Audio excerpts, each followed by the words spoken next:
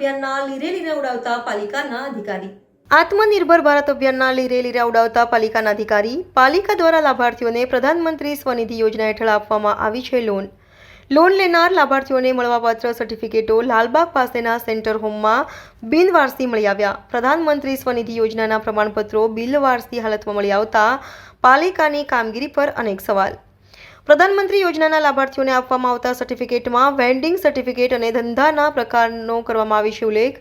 પાલિકા દ્વારા દબાણ શાખાની કામગીરી દરમિયાન સ્વની યોજનાના લાભાર્થીઓ કે તેમના દબાણને નથી દૂર કરવામાં આવતા લાભાર્થીઓને પ્રમાણપત્ર નહીં મળતા દબાણ શાખાની કામગીરીના રોષનો ભોગ બનવું પડતું હોય છે।